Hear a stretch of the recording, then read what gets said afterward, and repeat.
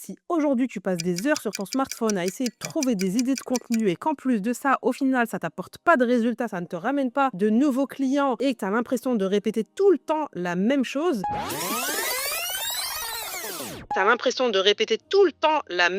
sache que ce n'est pas un problème d'inspiration, c'est plutôt un problème de méthode. Et justement, dans cette vidéo, je vais t'expliquer la méthode exacte que j'utilise pour trouver des idées de contenu à l'infini et surtout pourquoi aujourd'hui ton problème c'est pas l'inspiration ni un problème d'idées et ça va te surprendre. Alors reste bien jusqu'à la fin de cette vidéo car on va voir ensemble comment créer du contenu pas juste pour avoir des vues ou des likes, mais pour attirer des prospects qualifiés qui deviennent des clients. Assalamu alaikum, moi c'est Fatima, consultante en marketing digital, coach mindset et business pour les mamans entrepreneurs.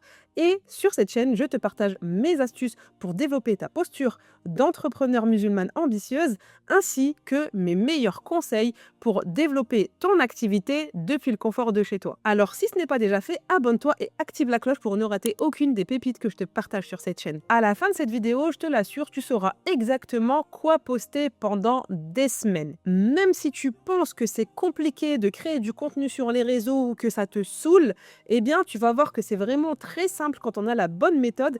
90% de mon contenu, voire plus, est créé de cette façon et c'est ce qui fait que je poste de façon régulière sans jamais être en panne d'inspiration, alhamdoulilah. Et justement, on va commencer par le premier point parce que c'est quand même le point le plus capital dans la création de contenu. Parce qu'aujourd'hui, si tu es en panne d'inspiration, sache que c'est pour une raison principale et c'est sans aucun doute que tu ne connais pas suffisamment ton audience. Je m'explique. Quand tu veux créer du contenu, eh bien forcément, tu cherches à parler à quelqu'un et pas à un algorithme. En général, on a tendance à créer du contenu en espérant que ça plaise à l'algorithme, que ça nous permette d'avoir plus de vues, de devenir viral, etc. C'est pas l'objectif quand on a un business. Déjà, première des choses, sauf si ton business, c'est ton nombre de vues et que tu es influenceuse. Ce qui n'est pas notre cas. Et donc, notre objectif, ça va être d'attirer des prospects qualifiés et de le convertir en clients, qu'ils achètent nos offres ou nos produits. Et pour ça, bien évidemment, eh bien, il faut que tu connaisses ton client idéal. Il faut que tu connaisses ses problématiques, ses désirs. Et c'est ça qui va te permettre de pouvoir créer du contenu en full illimité. Quand tu viens sur les réseaux, que tu cherches des idées de contenu, tu vas commencer à scroller, à regarder ce qui se passe autour de toi et tu vas chercher les contenus qui sont viraux, qui ont explosé pour pouvoir faire la même chose. Ou alors, à l'inverse, tu vas scroller à l'infini et tu vas trouver qu'aucun post ne correspond vraiment à ta cible, à ton audience ou que ça ne matche pas avec ta cible. Et donc, tu vas finir par hésiter à te demander si oui ou non ça pourrait être pertinent et au final, tu scrolles, tu passes à l'idée suivante et tu procrastines sur ta création de contenu. Ça te paraît hyper compliqué parce que tu ne sais pas quoi dire. Mais la vraie raison, c'est pas que tu ne sais pas quoi dire, c'est que tu ne connais pas ton client idéal et donc tu ne sais pas quoi lui dire, ce qui est totalement différent. Tu cherches du coup à asseoir ton expertise, à parler de toi, de ce que tu sais faire, de ce que tu peux apporter à ton client, mais concrètement, c'est comme si c'était un langage de sourds parce que de l'autre côté, le fait que ton contenu soit axé sur toi fait que ta potentielle clientèle n'entend pas, n'écoute pas ce que tu dis et n'est pas intéressée par tes propos qui ne sont pas axés sur elle. Rappelle-toi que l'humain, c'est comme ça, est égoïste. Il va chercher ce qu'il y a d'intéressant pour lui. Et donc, si ton contenu est axé sur toi, sur ton expertise, eh bien forcément, ça ne va pas l'intéresser. Par contre, si tu fais du contenu beaucoup plus pertinent qui va le concerner directement par rapport à ses problématiques et qui va connecter avec toi, bien évidemment, eh bien là, forcément, c'est le match parfait et du coup, les gens vont s'abonner, les gens vont commenter et vont être intéressés par ce que tu proposes comme solution pour eux. Mais en fait, la solution est toute simple.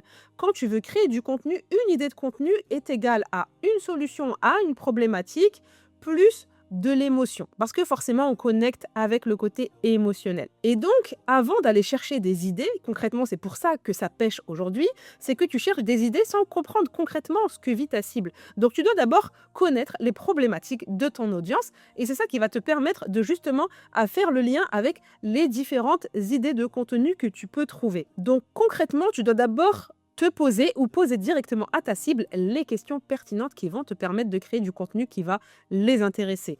Et la première question à leur poser, c'est quelles sont leurs frustrations par rapport à la problématique que tu résous. Tu peux leur poser tout un tas de questions du style qu'est-ce qui t'énerve profondément aujourd'hui dans la problématique que tu rencontres, qu'est-ce que tu as déjà essayé comme solution, qu'est-ce qui n'a pas marché, quel est ton désir le plus profond. Si tu avais entre guillemets, une baguette magique, quelle serait pour toi la solution idéale, etc., etc. Et c'est toutes ces questions-là qui vont te permettre de comprendre concrètement ce qui se passe en elle, ce qui se joue en elle et ce qui va l'intéresser, ce qui va faire qu'elle va comprendre que ton contenu est fait pour elle. Parce que même si tu as des tas d'idées de contenu qui paraissent virales et où tu te dis, tiens, il faut que je prenne ces idées-là, eh bien, dans tous les cas, quand tu vas vouloir l'adapter à ta niche, tu ne sauras pas quoi dire exactement. Et si tu vas sur des idées de contenu viraux qui sont précisément dans ta niche, eh bien, tu ne vas pas vouloir les utiliser parce que tu vas te dire que c'est du copier-coller.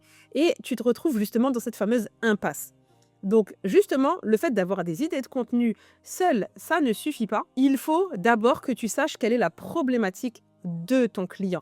Vraiment, la création de contenu sur les réseaux, c'est une conversation entre toi et ton client. Oublie qu'il y a un écran entre vous.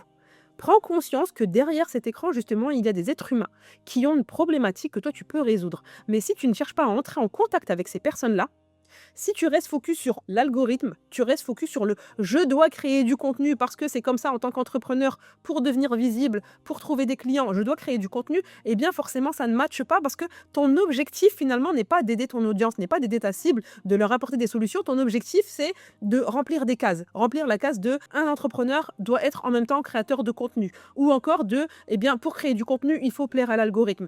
Et vraiment ça c'est la pire erreur à faire. Donc tu l'auras compris, la première des choses c'est de connaître ton client idéal.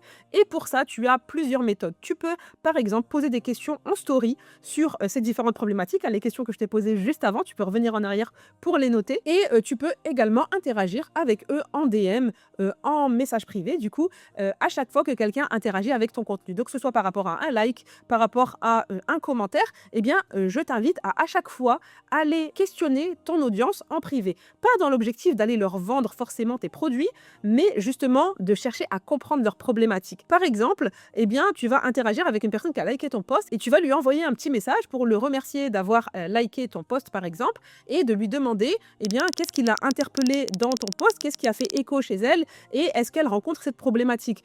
Si oui, est-ce que tu peux m'en dire plus, etc., etc.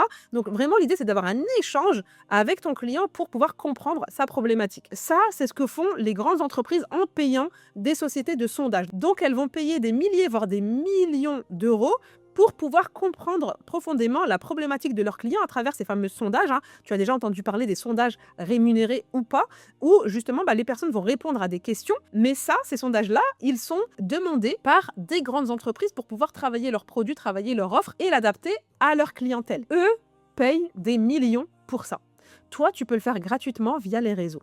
Et pourquoi est-ce que tu ne le fais pas aujourd'hui?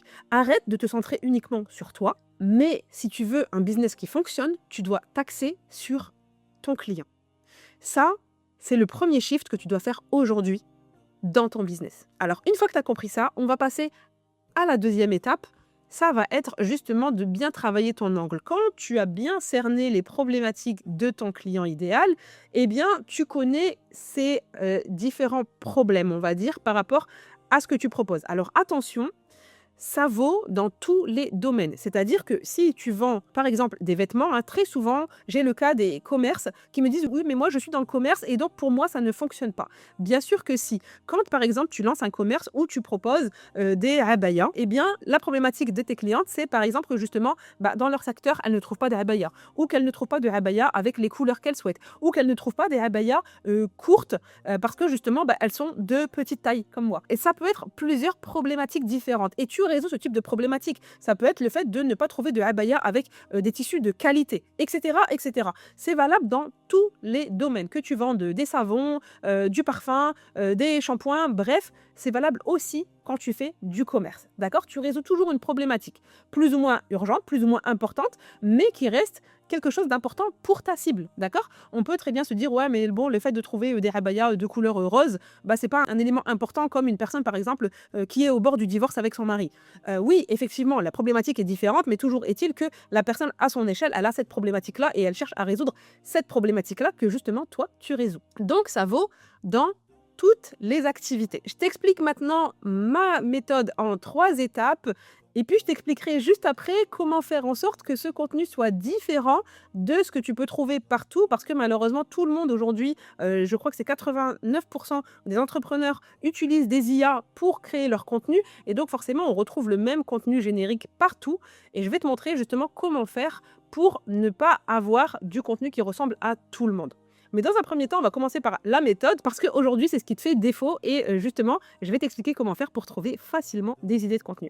Donc, dans un premier temps, tu vas lister les 10 problématiques de ton audience. Avec toutes les questions que tu as posées, tout ce que tu as pu creuser, tu as dû déterminer 10 problématiques, 10 frustrations de ta cible, très concrètes. Et ensuite, donc dans l'étape 2, on va aller traiter la problématique, donc chaque problématique, de 3 manières différentes.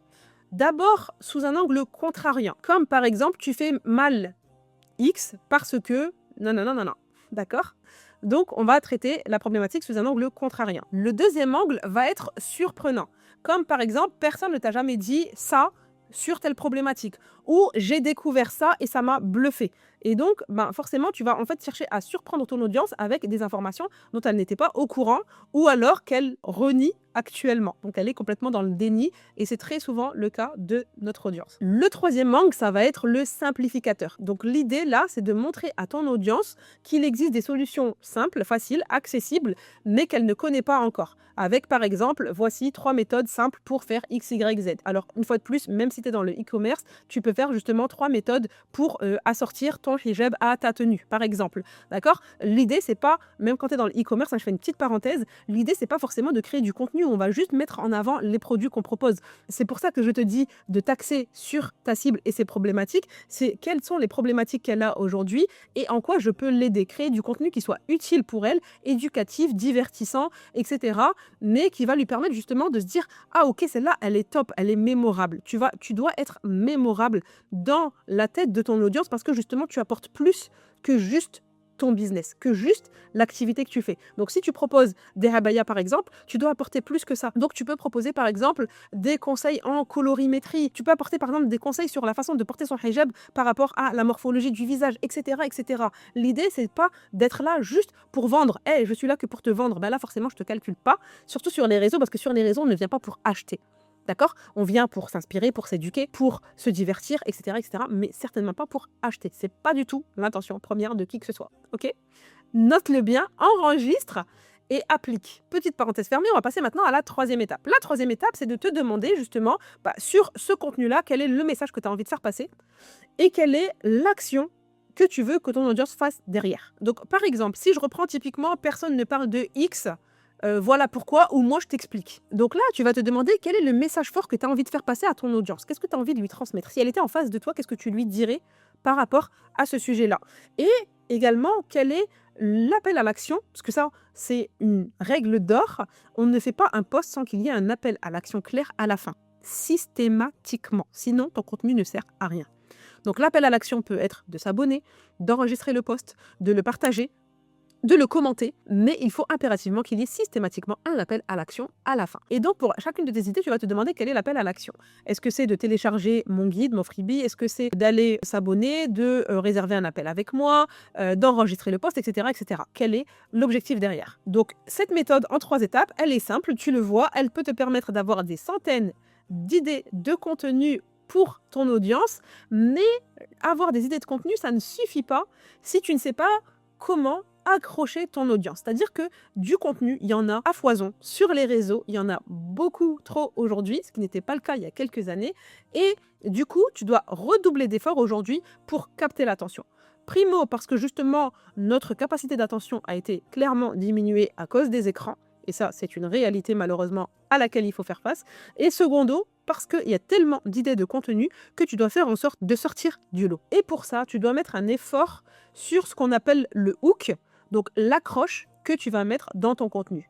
Donc ça peut être une accroche visuelle, mais c'est avant tout l'accroche directe, donc en texte ou vocalement, qui va faire que l'audience va s'arrêter et va avoir envie d'écouter la suite. Donc là, on va mettre en place des hooks qui soient percutants, qui interrogent notre audience comme justement les exemples que je t'ai donnés. Par exemple, typiquement, si on reprend l'idée de cette vidéo, eh bien, je pourrais mettre une accroche de type « Ton problème, ce n'est pas le manque d'inspiration, c'est que tu n'as pas la bonne méthode. » Ou encore « Tu cherches mal tes idées de contenu et je t'explique pourquoi. » Tu vois, et là, tu as envie d'en savoir plus et de comprendre pourquoi est-ce que tu fais mal et potentiellement quelle est la solution que je t'apporte. Et chaque idée de contenu que tu viens de créer, eh bien, tu vas pouvoir la modifier, la reprendre à chaque fois avec un angle différent ou avec un conseil différent. Si par exemple on va sur la perte de poids et que je te dis tu penses qu'il faut impérativement faire du sport pour perdre du poids mais tu te trompes totalement, eh bien tu vas pouvoir me donner plein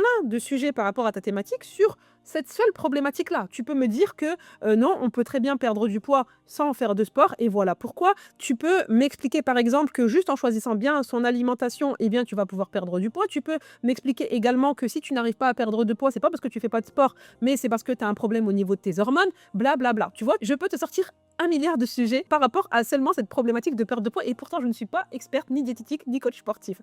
D'accord? Donc là, le simple fait d'avoir un sujet, bah, tu vas dire quels sont tous les différents points, tous les différents conseils que moi je peux apporter à ma cible par rapport à ce sujet-là précis.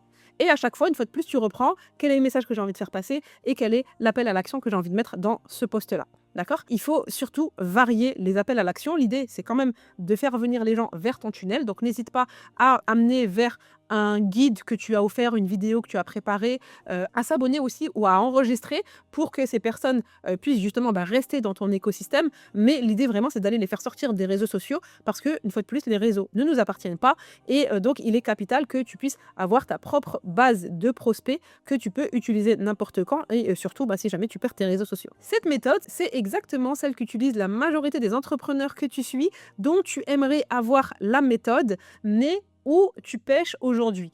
Et je te rappelle que la raison principale pour laquelle tu pêches, c'est parce que tu ne connais pas ton audience. Mais avec cette vidéo, je compte sur toi pour justement aller creuser ton audience. Et une fois que tu auras creusé ton audience, tu pourras appliquer cette méthode. Tu peux même l'appliquer dès aujourd'hui à partir des problématiques que tu connais déjà de ton audience et continuer à la creuser davantage en allant interagir avec ton audience, avec des prospects qualifiés bien évidemment qui sont concernés par ce que tu proposes. Alors tu as découvert ma méthode, mais maintenant potentiellement tu vas te dire oui mais Fatima, il y a énormément de personnes qui sont des concurrents à moi et qui forcément proposent des contenus plus ou moins similaires, donc tout le monde finalement parle de la même chose. Comment je fais pour me différencier? Eh bien justement, pour pouvoir te différencier des autres, comme je te le disais tout à l'heure, il faut que tu ailles chercher le contraste, l'élément différenciant, ce que les autres n'osent pas dire. Parce que oui, tout le monde crée du contenu, oui, tu as des concurrents, mais justement, comme je te le rappelais tout à l'heure, beaucoup de tes concurrents utilisent l'IA de façon tellement générique que finalement, le contenu est similaire à tout ce que tu peux trouver ailleurs. Mais toi, tu peux te différencier justement en allant chercher l'angle qui n'est pas utilisé chez les autres et que toi, tu vas pouvoir mettre en avant. Cet angle, c'est ce que les autres n'osent pas dire par rapport à ta cible, par rapport à ton audience. Il y a forcément des éléments qui sont entre guillemets tabous, où les gens n'osent pas en parler, ou alors les créateurs de contenu ont peur justement de créer la controverse, ont peur d'avoir justement des personnes qui arrivent et qui critiquent leur façon de voir les choses, ou qui vont être littéralement des haters, et du coup on préfère créer du contenu tout lisse pour éviter justement d'avoir ce genre de problématique. Eh bien ça, c'est tout ce qu'il ne faut pas faire justement. Il faut que tu oses dire clairement ce que tu penses. Si ta cible était devant toi et que c'était quelqu'un de très proche, imagine une seule personne qui correspond à ton audience, qui t'est tellement chère que tu as envie de la préserver, de la protéger. Quels sont tous les éléments que tu lui dirais, mais que tu n'oses pas dire sur les réseaux? Prends le temps de noter, de faire une liste de tous ces éléments-là. Et tu vas justement mettre en avant ce biais de contraste. Je te donne un exemple de sujet qui va créer un pattern interrupt chez mon audience. Ça va être pourquoi chercher des clientes t'empêche d'en trouver. Là, tu vois, tu te dis, mince, justement, le fait de chercher des clientes, c'est pour en trouver. Donc, qu'est-ce qu'elle me raconte? Et donc, tu as envie de comprendre en quoi, justement, c'est une erreur d'aller chercher des clients.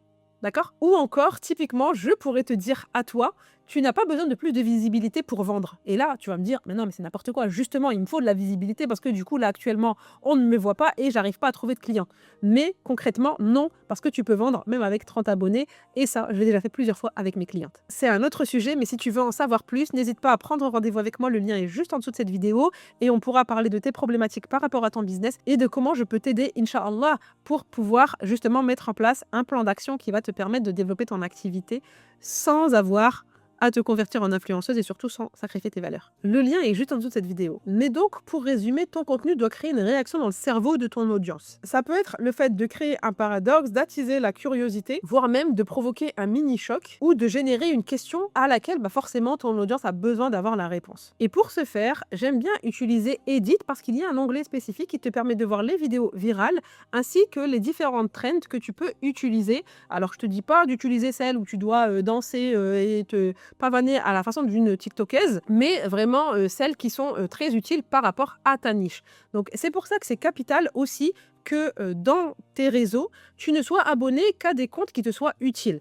Donc, typiquement, tu peux être abonné à quelques comptes de ta niche. Ça, c'est très important justement pour te permettre de faire de la veille, mais aussi justement pour commenter chez tes concurrents de façon pertinente. Pas forcément dans le but de leur voler leurs clients, mais justement de pouvoir aussi développer ta visibilité et faire comprendre à l'algorithme qui tu es et ce que tu fais, et d'avoir quelques comptes qui te sont utiles, comme par exemple des comptes sur le conseil business, Omnipreneur Academy par exemple, pour que tu puisses avoir justement des conseils qui te permettent de travailler ton activité. Mais surtout, ne va pas t'abonner à 50 000 comptes sur la cuisine, sur les vêtements, etc., etc. Ça, je te conseille plutôt d'avoir un compte perso où tu vas aller suivre les comptes qui t'intéressent, mais pas ton compte business à proprement parler. Donc, évite d'avoir 1000 abonnés ou 2000 abonnés sur ton compte business parce que forcément, ça te dessert. Et même au niveau des vidéos qui vont être présentées, eh bien, elles ne seront pas pertinentes par rapport à ton audience. Donc, pose-toi à chaque fois la question de qu'est-ce qui rend mon contenu différent par rapport à ce qui se fait déjà, par rapport à ce qui a déjà été dit et ce que j'ai déjà vu. Retiens bien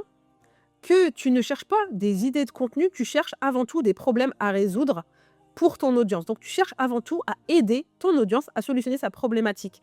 Et c'est ce qui va faire que justement, elle va vouloir aller plus loin et acheter tes produits. Bien évidemment, ton contenu doit aussi servir à ça. Ça, j'en ai déjà parlé dans une autre vidéo. Je t'invite à la regarder. Le lien est juste ici. Ensuite, rends à chaque fois ton contenu irrésistible grâce aux angles dont je t'ai parlé. Et finalement, eh bien, ça va te permettre de créer du contenu en full illimité parce qu'à partir de 10 sujets, tu peux en faire 200. C'est ce qui me permet de créer du contenu en illimité. Je publie tous les jours, parfois même plusieurs fois par jour, et je ne suis jamais en panne d'inspiration, alhamdulillah. Je te précise quand même que pour pouvoir attirer des prospects qualifiés, tu dois quand même avoir un compte qui soit un minimum soigné, avec une bio pertinente, un nom de compte qui attire les bonnes personnes, et surtout un feed qui fasse que les gens qui arrivent ont envie de s'abonner et d'en savoir plus sur ce que tu proposes. Pour ça, je te propose un audit 100% offert où tu vas pouvoir justement avoir une checklist de tous les éléments que tu dois contrôler avec les conseils à suivre pour optimiser ton compte professionnel et attirer les bonnes personnes sur ton profil. Le lien est juste en dessous de cette vidéo, je t'invite à le télécharger, il est gratuit et il va te permettre de pouvoir optimiser de suite ton compte professionnel et de pouvoir du coup attirer des personnes qualifiées. J'espère que cette vidéo t'a plu, je t'invite surtout à la partager autour de toi pour qu'elle serve au plus grand monde. Si tu n'es pas encore abonné, abonne-toi pour ne rater aucune des pépites que je te réserve sur cette chaîne et like avant de partir. Quant à moi, je te dis à bientôt pour une nouvelle vidéo. Fi amanillah, assalamu alaikum.